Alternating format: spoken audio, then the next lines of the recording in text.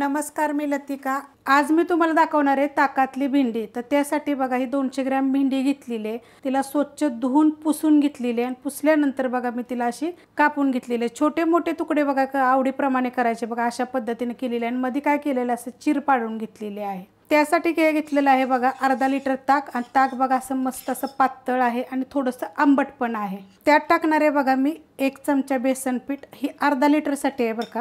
जास्त टाकलं तर तुम्ही जेव्हा भेंडीमध्ये ताक वताल का नाही तर एकदम घट्ट असं पिठल्यासारखं होईल। हे लक्षात ठेवायचं ना। आता आपण हे हलवून घेऊया। बेसन पीठ टाकल्यानंतर बघा चांगलं असं मी हलवून घेतलेलं आहे। बेसन पीठ टाकल्यानंतर बघा मी चांगलं हलवून घेतलेलं आहे। तर असा कलर आलेला आहे बघा। त्यात टाकायचं आपल्याला थोडंसं मीठ आणि थोडीशी साखर। जर तुम्हाला साखर आवडत नसेल तर नाही टाकले तरी चालेल। आता हे मिक्स करून घेऊया। मिक्स करून घेतलेलं आहे। आता त्यात टाकायचं आपल्याला एकदम चिमूटभर हळद, त्यापेक्षा जास्त टाकायची नाहीये बघा। आणि हे पण मिक्स करून घेऊया।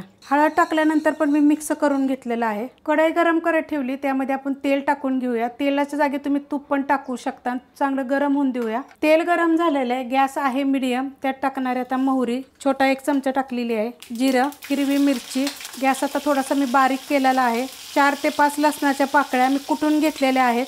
कढीपत्ता, कढीपत्त्याचे पण 2-2, 3-3 असे तुकडे केलेले आहेत। त्यात टाकायचे आपल्याला हिंग पावडर। मिरच्या बघा मस्त अशा भाजल्या गेलेल्या आहेत। त्यात टाकणार एकदम थोडीशी हळद। आपण थोडीशी हळद ताकात टाकली ही लक्षात ठेवायचं। त्यात टाकायच्यात आपल्याला भेंडी आणि ही भेंडी मीडियम गॅसवर आपल्याला 2 ते 3 मिनिटं पहिले परतून घ्यायचे। मीडियम गॅसवर बघा मी 2 ते 3 मिनिटं मी परतून घेतलेले आहे। त्यात टाकायचे थोडंसं मीठ, म्हणजे चवीप्रमाणे टाकायचं। आपण ताकात बी टाकलं ही लक्षात ठेवा। थोडीशी कोथिंबीर, हलवून घेऊया। गॅस अजिबात ही बारीक करायचं नाही, मीडियम गॅसवरच आता ही भेंडी आपल्याला परतून घ्यायची आहे। आता ह्याच्यावर ठेवणार 1-2 मिनिटासाठी मी झाकण, जेणेकरून आपली भेंडी चांगली वाफरली जाईल। झाकून ठेवलं होतं बघा, झाकण काढूया। मस्त अशी वाफरली गेलेली आहे। आता हिला आपण मीडियम गॅसवरच एकदा 2 मिनिटं अजून आपण अशा पद्धतीत परतून घेऊया। 2 मिनिटं बघा मी परतून घेतलेली आहे। मस्त अशी वाफरली गेलेली आहे। अशा पद्धतीत परतून घ्यायची चांगली।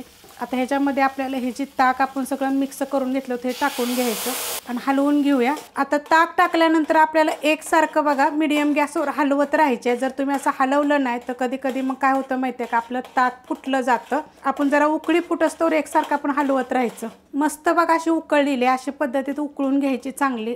5 ते 7 मिनिट उकळून द्यायची आणि आपल्याला अशी पातळच पाहिजे, जास्त अशी घट्ट अशी पाहिजे नाही आपल्याला, कारण भाताबर वगैरे खायला छान लागते। वरून थोडीशी कोथिंबीर टाकायची। बघा मस्त अशी झालेली आहे ताकातली भेंडी। करून बघा। रेसिपी आवडली तर लाईक करा, सबस्क्राईब करा, कमेंट करा आणि शेअर बी करा।